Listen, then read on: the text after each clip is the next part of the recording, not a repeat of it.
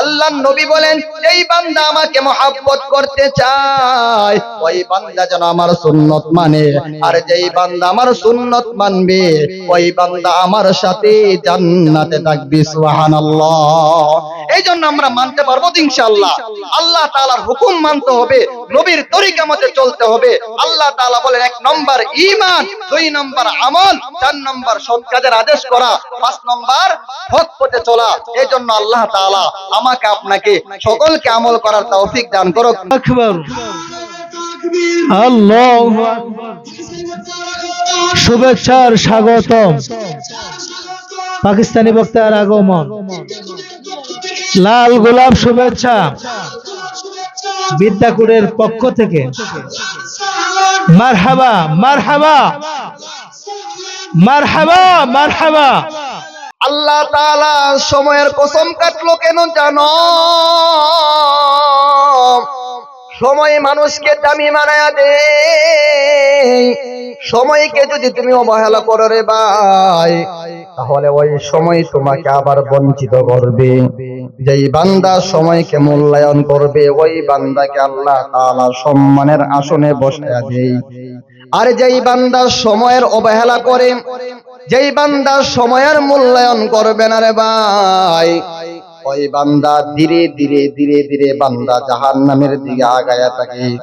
যেই বান্দা সময়ের গুরুত্ব দেয়, সময়কে গুরুত্ব দেয়, ওই বান্দা সময়ের গুরুত্ব দিয়া নামাজ পড়বে, ওই বান্দা সময়ের গুরুত্ব দিয়ে আমল করবে, ওই বান্দা সময়ের গুরুত্ব দিয়ে আল্লাহর হুকুম মানবে। ওই বান্দা যদি আল্লাহর দেওয়া সময়, আল্লাহর দেওয়া সময়ের যদি দাম দাও রে ভাই, আল্লাহ তাআলা বলে সময়ের কসম কাটলাম। আল্লাহ তাআলা বলে ওয়াল আসরি ইন্নাল ইনসানা লাফি খুসরি। আল্লাহ তাআলা বলে গোটা দুনিয়ার পৃথিবীর মানুষরা হলো ক্ষতিগ্রস্তর মধ্যে থাকবে। গোটা পৃথিবীর মানুষ ক্ষতিগ্রস্ত, গোটা পৃথিবীর মানুষ জাহান্নামী, গোটা পৃথিবীর মানুষ বিপদগ্রস্ত। তবে 4 শ্রেণী ব্যক্তি ব্যতীত আল্লাহ তাআলা বলেন ইল্লাল্লাযীনা আমানু, যেই বান্দা আমি আল্লাহর উপর ঈমান আনবে, ঈমান, যেই বান্দা আমি আল্লাহকে রব হিসাবে মানবে, যেই বান্দা আমি আল্লাহকে আল্লাহ বলে ডাকবে রে গোলাম, যেই বান্দা আমি নবীকে নবী হিসাবে মানবে, যেই বান্দা ঈমান আনয়ন করবে, আল্লাহ তাআলা বলে ওই বান্দা ক্ষতিগ্রস্ত না, ক্ষতিগ্রস্ত না। যেই বান্দা ঈমান আনবে ওই বান্দা জান্নাতে যাবে, জান্নাতে। আপনার আমার ঈমান আর সাহাবীদের ঈমান। আপনি তো বাবা মুসলমান, দাদা মুসলমান, আপনিও মুসলমান হয়ে গেছেন। আমাদের সমাজে অনেক মুসলমান আছে যে কালিমাটাও বলতে পারবে না। আল্লাহর নবী বলে উম্মত, যেই বান্দা বিন্দু পরিমাণ ঈমান নিয়ে কবরে যাইতে পারবে ওই বান্দাকে আল্লাহ তাআলা দুনিয়ার 10টা দুনিয়ার সমান একটা জান্নাতের মালিক বানায়া দিবে। এই জন্য আপনার আমার ঈমান, আপনার ঈমান আপনাকে নামাজে নিতে পারে না।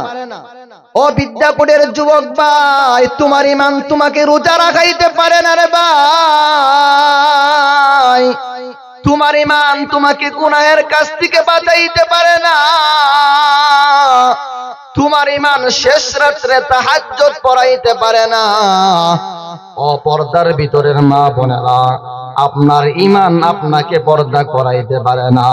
আপনার ঈমান আপনাকে নামাজি বানাইতে পারে না। আপনার ঈমান আপনাকে কোরআন পড়াইতে পারে না। ও আমার মা, তুমি সাহাবীদের দিকে তাকাও। সাহাবীদের ঈমান কত মজবুত, সাহাবীদের ঈমান কত পাকাপোক্ত। তাদের জীবনটা চলে গেছে, তারপরও তাহারা ঈমান দেয় নাই। হযরত খাব্বাব রাদিয়াল্লাহু তাআলা আনহু, আল্লাহর নবীর একজন সাহাবী, মাত্র 5 থেকে 6 জনের পর ইসলাম ধর্ম গ্রহণ করেছেন। আল্লাহর নবী সাল্লাল্লাহু আলাইহি ওয়াসাল্লাম যখন দ্বীনের দাওয়াত দেয়, কোরআনের দাওয়াত দেয়, তখন খাব্বাব রাদিয়াল্লাহু তাআলা আনহু নবীর কাছে গেলেন। নবীর কাছে গিয়া বললেন, ইয়া রাসূলুল্লাহ, আমি ইসলাম ধর্ম গ্রহণ করতে চাই। কারণ ইসলাম ধর্ম এত সুন্দর, ইসলাম ধর্মের মধ্যে কোনো মিথ্যা কথা নাই। আমার জীবনে, আমার নবীর জীবনে কোনোদিন মিথ্যা কথা বলে নাই।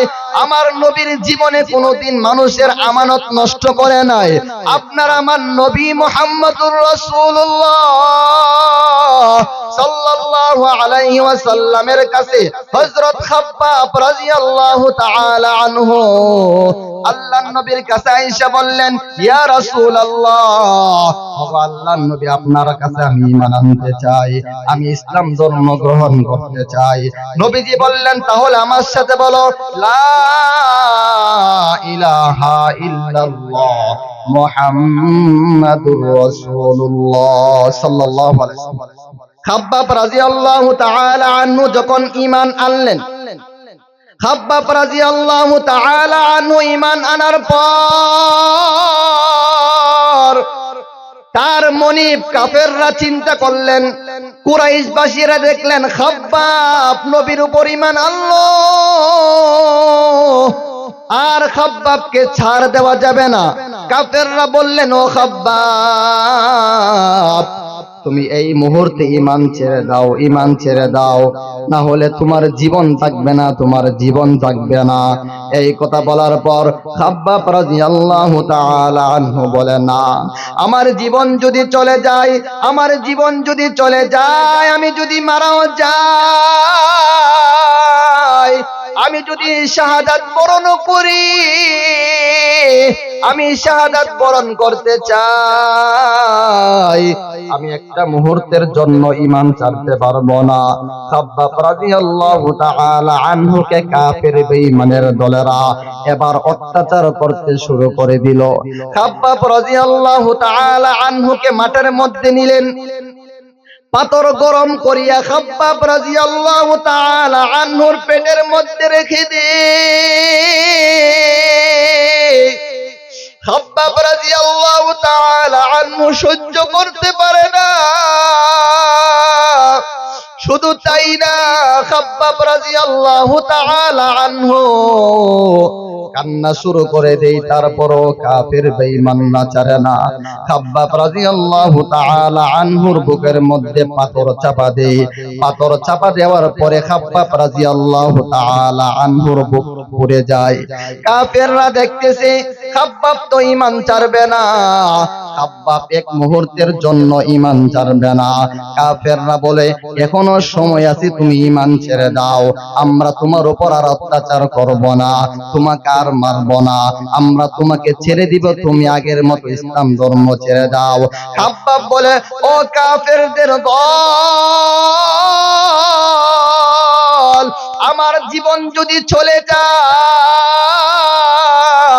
আমি যদি শহীদ হয়ে যাই, আল্লাহর দ্বীনের জন্য আমি শহীদ হইতে রাজি আছি, তারপরেও আমি ঈমান ছাড়ব না, একটা মুহূর্তের জন্য আমি ঈমান ছাড়তে পারি না। খাব্বাব রাদিয়াল্লাহু তাআলা আনহু এই কথা বলার পর কাফের বেঈমানের দলেরা, খাব্বাব তখন লোহার কাজ করতেন, খাব্বাব রাদিয়াল্লাহু তাআলা আনহুকে শোয়া কাফের বেঈমানের দল আগুনের মধ্যে লোহাটাকে গরম করতে লাগলেন। আগুনের মধ্যে লোহাটাকে গরম করতে করতে লোহাটা যখন লাল বর্ণ হয়ে যায়, লোহাটা যখন গরমে লাল হয়ে যায়, খাব্বাব রাদিয়াল্লাহু তাআলা আনহুকে শুয়াইয়া তার পিঠের মধ্যে লোহার যখন চাপ দিতে লাগলো রে ভাই, খাব্বাবের গোশতগুলা খুশে খুশে পড়ে যায়, খাব্বাবের শরীর থেকে গোশতগুলা হয়ে যায়, হাড্ডিগুলা পর্যন্ত পুড়িয়া যায়। খাব্বাব রাদিয়াল্লাহু তাআলা আনহু কান্না করে চিৎকার মারে, ও কাফেরদের দল, আমাকে তোমরা যতই মারো, আমাকে যতই অত্যাচার করতে পারো, আমি একটা মুহূর্তের জন্য ঈমান ছাড়ব না। এই ঈমানের জন্য আমি জীবন দিতেও রাজি আছি। কেননা এই দুনিয়ার মধ্যে হেল তামাশাই করে চলে যাবে, কিন্তু আল্লাহ তাআলার কাছে যদি আমি ঈমান নিয়ে যাইতে পারি, তাহলে আল্লাহ তাআলা আমাকে জান্নাতের আলা মাকাম দান করে দিবে। আমি এক মুহূর্তের জন্য ঈমান ছাড়তে পারি না। এই কথা বলার পর খাব্বাবকে আরো কষ্ট দিতে লাগলো। খাব্বাব রাদিয়াল্লাহু তাআলা আনহু আংরা গরম করিয়া খাব্বাবকে আংরার মধ্যে শোয়া দেয়। পিঠের চামড়াগুলা খসে যায়, আংরা গরমে পিঠের থেকে রক্ত বের হয়ে যায়, রক্তের কারণে আংরাগুলা নিভিয়া যায়। তারপরও এক মুহূর্তের জন্য ঈমান ছাড়ে না, এক মুহূর্তের জন্য ঈমান ছাড়ে নাই। ও যুবক ভাই, তোমার ঈমান তোমাকে নামাজ পড়াইতে পারে না, তোমার ঈমান তোমাকে রোজা রাখাইতে পারে না রে ভাই। তোমার ঈমান তোমাকে গুনাহের কাছ থেকে বাঁচাইতে পারে না। আর সাহাবীদের ঈমান দেখো, জীবন চলে যায় তারপরেও ঈমান ছাড়ে নাই, জীবন চলে যায় তারপরও এক মুহূর্তের জন্য ঈমান ছাড়ে নাই। হযরত উমর রাদিয়াল্লাহু তাআলা আনহু খাব্বাবকে পাশে বসাইলেন, পাশে বসে বলে, ও খাব্বাব, ইসলামের জন্য তুমি কষ্ট স্বীকার করেছো, তোমার পিঠের মধ্যে কি পরিমাণ কষ্ট দিছে একটু আমি তাকায়া দেখি। খাব্বাব রাদিয়াল্লাহু তাআলা আনহু তার পিঠটা যখন দেখায়া দেয়, পিঠের মধ্যে দেখতে পাইল গোশতগুলা খুশে খুশে পড়ে গেছে।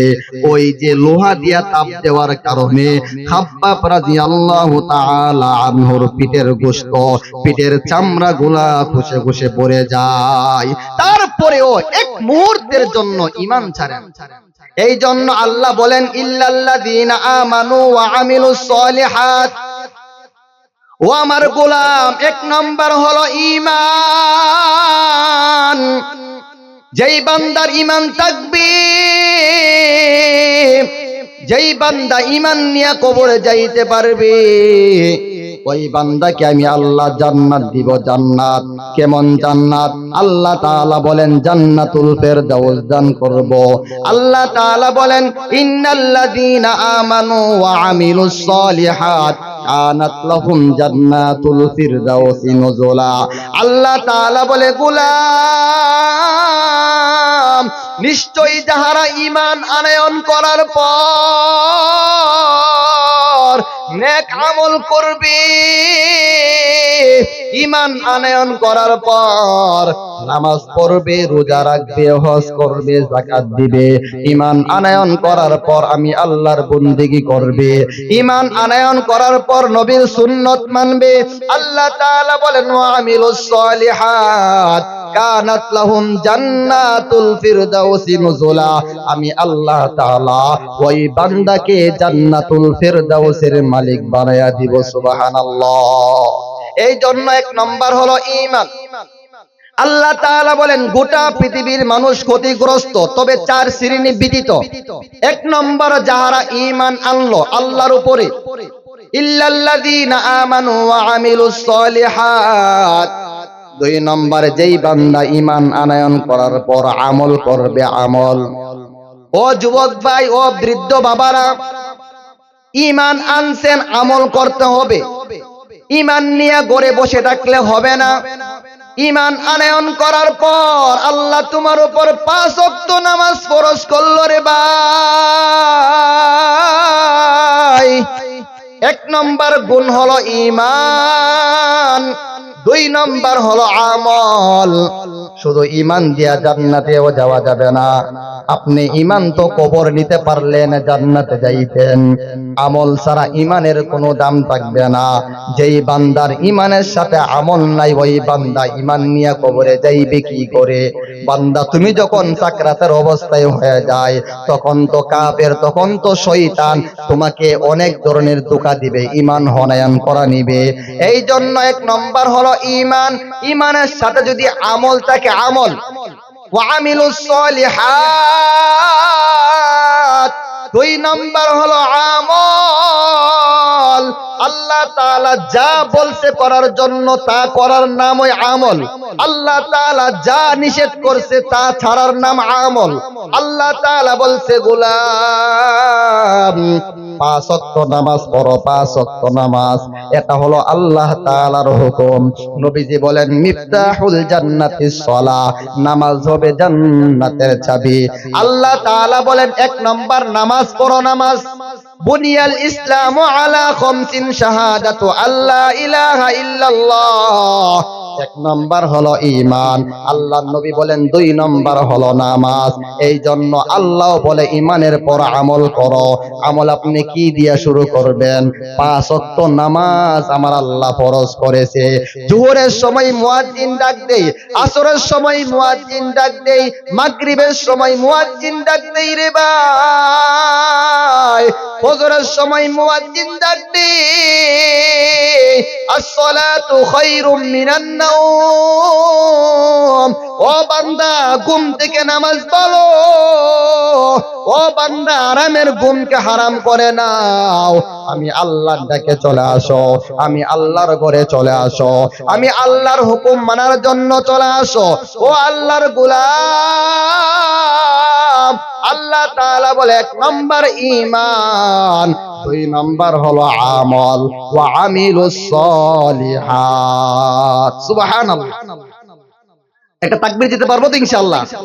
লিল্লাহি তাকবীর। হাবিবুল্লাহ আরমানি সাহেবের আগমন, পাকিস্তানি বক্তার আগমন, বিদ্যাকোট আলোরদিশারি পক্ষ থেকে লাল গোলাপ শুভেচ্ছা, নারায়ে তাকবীর, আল্লাহু আকবার। পাকিস্তানি বক্তার আগমন, শুভেচ্ছা স্বাগতম, বিদ্যাকোটবাসীর পক্ষ থেকে লাল গোলাপ শুভেচ্ছা। নারায়ে তাকবীর, আল্লাহু আকবার, নারায়ে তাকবীর, পাকিস্তানি বক্তার আগমন, শুভেচ্ছা। হুজুরকে নিয়ে আসেন স্টেজে, নিয়ে আসেন। বিদ্যাকোটের পক্ষ থেকে লাল গোলাপ শুভেচ্ছা, লাল গোলাপ শুভেচ্ছা। বিদ্যাকোটের পক্ষ থেকে, আলোরদিশারি যুব সংগঠনের পক্ষ থেকে লাল গোলাপ শুভেচ্ছা। নারায়ে তাকবীর। আলহামদুলিল্লাহ, আমরা সবাই খুশি তো ইনশাআল্লাহ? সুদূর পাকিস্তান থেকে আগত আপনার আমার সুপরিচিত, সারা বাংলাদেশে যিনি আলোচনা করে বেড়ান, আল্লাহ হাফেজ মাওলানা হাবিবুল্লাহ আরমানি সাহেব পাকিস্তান, হুজুরে ইনশাআল্লাহ আমাদের মধ্যে চলে আসছে। সবাই বলে আলহামদুলিল্লাহ, জোরে বলে আলহামদুলিল্লাহ। হুজুরে আসতেছেন, সবাই একটু সাইড করে দেন, জায়গা করে দেন, হুজুর আসতেছে ইনশাআল্লাহ। আমি আলোচনা শেষ করে দিব। মেহমান চলে আসলে আর বসে থাকা যায় না, যেহেতু অনেক দূর থেকে আসছে, আরেক জায়গায় প্রোগ্রাম করবে, কসবাগি আবার প্রোগ্রাম করতে হবে। এই জন্য আমরা যাহারা বাড়িতে আসি, যাহারা বাজারে আসি, আমরা সকলেই মাহফিলের মধ্যে চলে আসি। হুজুর ইনশাআল্লাহ আমাদের মাঝে চলে আসবেন। তো যেই কথা বলতেছিলাম, 1 নাম্বার হলো ঈমান, 2 নাম্বার হলো আমল। আল্লাহ তাআলা বলেন গোটা পৃথিবীর মানুষ ক্ষতিগ্রস্ত, তবে 4 শ্রেণী ব্যতীত। ইল্লাল্লাযীনা আমানু ওয়া আমিলুস সলিহাত। আল্লাহ তাআলা বলেন 1 নাম্বার হলো ঈমান, ওয়া তাওয়াসাউ বিল হাক্কি ওয়া তাওয়াসাউ বিস সবর। আল্লাহ তাআলা বলে গোলাম 1 নাম্বার হলো ঈমান, 2 নাম্বার হলো আমল। ঈমানের পাশাপাশি আমল করা লাগবে, ঈমানের পাশাপাশি নামাজ পড়া লাগবে, ঈমানের পাশাপাশি যাকাত দেওয়া লাগবে, ঈমানের পাশাপাশি মাহে রমজান মাসে রোজা রাখতে হবে, ঈমানের পাশাপাশি আল্লাহর হুকুমগুলো মানতে হবে। এই জন্য আল্লাহ তাআলা বলে 2 নাম্বার হলো আমল। 3 নাম্বার আল্লাহ তাআলা বলেন ওয়া তাওয়াসাউ বিল হাক্কি ওয়া তাওয়াসাউ বিস সবরি। আল্লাহ তাআলা বলেন এই 3 নাম্বার হলো বান্দা ওয়া তাওয়াসাউ বিল হাক্কি, সত্যের পথে তোমরা আদেশ করে নাও। সুবহানাল্লাহ। 3 নাম্বার হচ্ছে সত্যের পথে চলতে হবে। বান্দা তুমিও সত্যের কথা বলবারে গোলাম, নিজেও সত্যের পথে চলতে হবে রে ভাই, নিজেও নামাজ পড়তে হবে, অন্যকে নামাজের কথা বলতে হবে। নিজেও আমল করতে হবে, অন্যকেও আমলের কথা বলতে হবে। ও মা, তুমি নিজে নামাজ পড়তে হবে, তোমার মেয়েকে নামাজের কথা বলতে হবে। ও মা, তুমি নিজে পর্দা করতে হবে, শুধু নিজে পর্দা করলে হবে না, সাথে সাথে মেয়েটাকে আদেশ করতে হবে, ও মেয়ে তুমিও পর্দা করো। মা, তুমি আমল করবা, তোমার মেয়েটাকেও আমল শিখাইতে হবে। বাবা, তুমি নামাজ পড়বা, তোমার সন্তানকে নামাজের আদেশ করতে হবে। তুমি কোরআন পড়বা, সাথে সাথে তোমার সন্তানটাকে কোরআন পড়াইতে হবে। এই জন্য আল্লাহ তাআলা বলেন, ওয়াতাওয়াসাউ বিল হাক্কি, তোমরা সত্যের আদেশ করো, সত্যের আদেশ করো, তোমরা সত্যের কথা বলো, সত্যের কথা বলো। ওয়াতাওয়াসাউ বিস সবরি, আল্লাহ তাআলা বলে, গোলাম, যখন তোমাদের উপর বিপদ চলে আসবে, বিপদের মধ্যে ধৈর্য ধারণ করব কার উপর? বিপদের মধ্যে ধৈর্য ধরবো আল্লাহর উপর। আল্লাহ তাআলা আমাকে বিপদ দিয়েছেন, আল্লাহ চাইলে মুহূর্তের মধ্যে বিপদ থেকে মুক্ত করতে পারে। আল্লাহ তাআলা আমাকে বিপদ দিয়েছেন, আল্লাহ চাইলে বিপদ থেকে হেফাজত করতে পারে। বিপদ দেওয়ার মালিক আমার আল্লাহ, বিপদ থেকে উদ্ধার করার মালিক আমার আল্লাহ। ও বাবা, বিপদে পড়ার পর মনটাকে নৈরাশ করবেন না, বিপদে পড়ার পর আল্লাহর উপর অসন্তুষ্ট হয়েন না।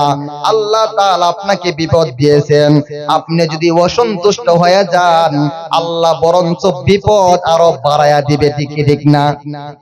সন্তানকে বিদেশে পাঠাইছেন, সন্তান বিদেশে যাইয়া বিপদে পড়ে যায়,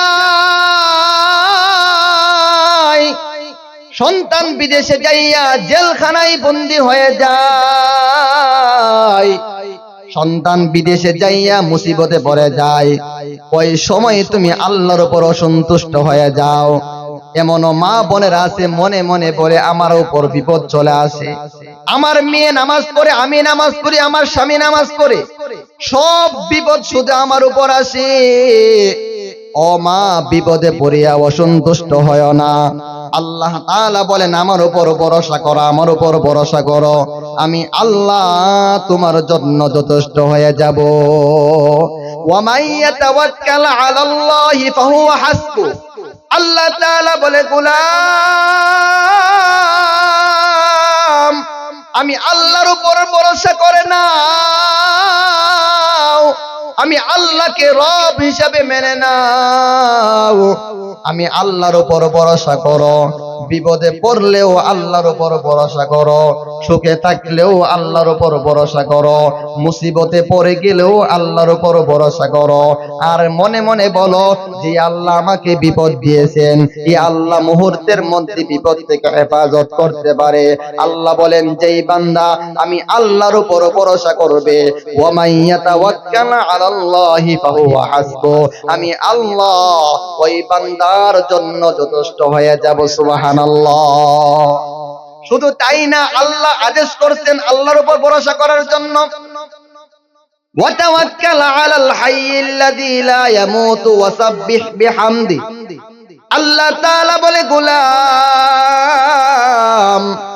তোমার সন্তানের উপর ভরসা করিও না, তোমার স্বামীর উপর ভরসা করিও না, তোমার ছেলে মেয়ের উপর ভরসা করিও না, যার মরণ নাই তার উপর ভরসা করো।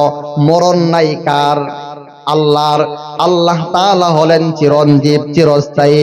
আল্লাহ তাআলা বলেন, ওয়াতাওয়াক্কাল আলাল হাইয়্যিল্লাযী লা ইয়ামুতু ওয়াসাব্বিহ বিহামদি, আল্লাহ তাআলা বলেন, আমি আল্লাহর কোনো মরণ নাই, আমি আল্লাহ চিরঞ্জীব, আমি আল্লাহ চিরস্থায়ী, আমি আল্লাহর কোনো মরণ নাই, আমি আল্লাহ এখনো আছি, তখনও থাকবো, আমি আল্লাহ চিরঞ্জীব। ও আমার গোলাম, ভরসা যদি করতে হয় তাহলে আমি আল্লাহর উপর ভরসা করো। আজকে ছেলের উপর ভরসা করছো, আগামীকাল যদি ছেলের উপর বিপদ চলে আসে তাহলে তোমার ভরসা টিকবে না। আজকে তোমার বাবার উপর ভরসা করেছো, আগামীকাল যদি বাবা মারা যায় তোমার এই ভরসা টিকবে না।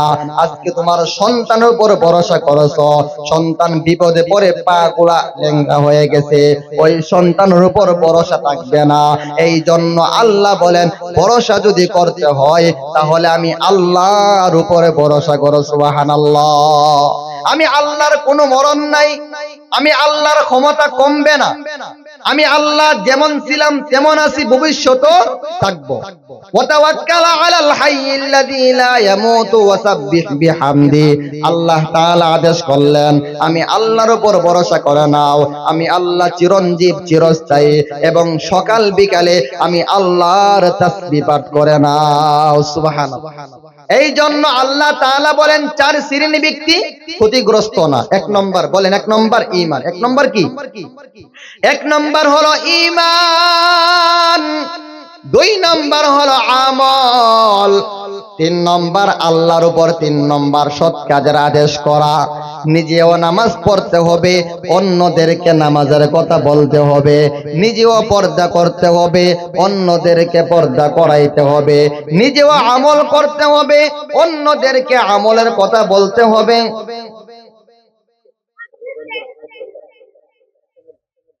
এই জন্য আল্লাহ তাআলা বলেন নিজেও আমল করতে হবে, নিজেও সৎ কাজ করতে হবে, অন্যদেরকে নামাজের কথাও বলতে হবে।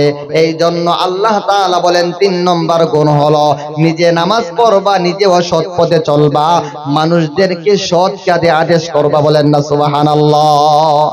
4 নম্বর আল্লাহ তাআলা বলেন ওয়াতাওয়াসাউ বিল হাক্কি। আল্লাহ তাআলা বলেন বিপদের সময় আল্লাহর উপর ধৈর্য ধারণ করো। যখন বিপদ চলে আসবে আল্লাহর উপর ধৈর্য ধারণ করবা। বিপদ চলে আসে ভরসা করবা আল্লাহর উপর, বিপদ চলে আসলে ভরসা করবা আল্লাহর উপরে। বিপদ চলে আসলে সন্তানের উপর ভরসা করবা না।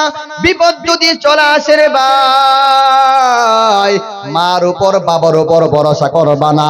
যেই আল্লাহ বিপদ দিয়েছেন এই আল্লাহর উপর ভরসা করবা, মুহূর্তের মধ্যে বিপদ থেকে হেফাজত করে দিবে। সুবহানাল্লাহ। এই জন্য 4টা গুণ পর্যন্ত। 1 নম্বর ঈমান, 2 নম্বর হলো আমল, 3 নম্বর হলো সৎ কাজের আদেশ করা, 4 নম্বর বিপদে ধৈর্য ধারণ করা। আল্লাহর নবী বলেন আমল যে করবা কোন তরিকা করবা, কোন তরিকা করবা, আমার সুন্নত মোতাবেক আমল করতে হবে। আর যেই বান্দা আমি নবীকে মহব্বত করতে চাই ওই বান্দা যেন আমার সুন্নতকে মহব্বত করে। মান আহাব্বা সুন্নতি ফাকাদ হাব্বানি। আল্লাহর নবী বলে উম্মত তোমরা যদি আমি নবীকে মহব্বত করতে চাও, আমি নবীকে ভালোবাসতে চাও, আমি নবীর হাতে হাউজে কাউসারের পানি পান করতে চাও, মান আহাব্বা সুন্নতি, তাহলে আমার সুন্নতকে মহব্বত করো, আমার সুন্নতকে ভালোবাসো। আমি পয়গম্বর যেইভাবে চলছি, আমি যেইভাবে আমার জীবনটা পরিচালনা করলাম রে উম্মত, আমার সুন্নত গুলা তোমরা খুঁজে খুঁজে আমল করে নাও। আমার নবীর সুন্নত, যখন তুমি মসজিদে প্রবেশ করবা ডান পাও দিয়ে মসজিদে প্রবেশ করা সুন্নত, ডান পাও দিয়ে প্রবেশ করবা। আর যখন প্রবেশ করতে যাও তখন দোয়া পড়তে হবে বিসমিল্লাহি ওয়াস সালাতু ওয়াস সালামু আলা রাসূলিল্লাহ আল্লাহুম্মা ইফতাহলি আবওয়াবা রাহমাতিক। আল্লাহর নবী বলেন যখন তুমি মসজিদ থেকে বের হতে যাও তখন আমার সুন্নত আছে ওই সময় বাম পাওটা তুমি বের করিয়া দাও, আর বাম পাওটা বের করিয়া তখন দোয়া পড়তে হবে আল্লাহুম্মা ইন্নী আসআলুকা মিন ফাদলিক। আল্লাহর নবী বলেন যখন তুমি খাইতে বসবারে গোলাম তখন আমার সুন্নত দস্তরখানা বিছাইয়া রাখানা খাও, তখন দোয়া পড়তে হবে আল্লাহুম্মা আল্লাহুম্মা, বা আল্লাহ তাআলা নবীজি বলেন তখন তোমরা দোয়া পড়তে হবে। এবং তোমরা যখন খানা শুরু দোয়া করতে হবে। যখন তুমি বাথরুমে প্রবেশ করতে যাও তখন নবীর সুন্নত আছে কি আছে না? আল্লাহর নবী বলেন বলেন বাথরুমে প্রবেশ করতে যাও, তখন তোমার বাম পাওটা আগে ঢুকায়া দাও এবং তোমরা মনে মনে দোয়া পড়বা, আল্লাহুম্মা ইন্নী আউযু বিকা মিনাল খুবুসি ওয়াল খাবাইস। আল্লাহর নবী বলেন যখন তোমরা বাথরুম থেকে বের হইবা তখনও আমার সুন্নত আছে, গুফরানাকা আলহামদুলিল্লাহিল্লাযী আযহাবা আন্নিল আযা ওয়া আফানি। আল্লাহর নবী বলে উম্মত, এবং তুমি যখন ঘুমাইতে যাও তখনও আমার সুন্নত আছে রে উম্মত, তোমরা ডান কাঁধে ঘুমাইয়া যাও এবং আমার সুন্নত ওই সময় তোমরা দোয়া পড়ে নাও, আল্লাহুম্মা বিসমিকা আমুতু ওয়া আহইয়া। ও আল্লাহ, আপনার নামে আমি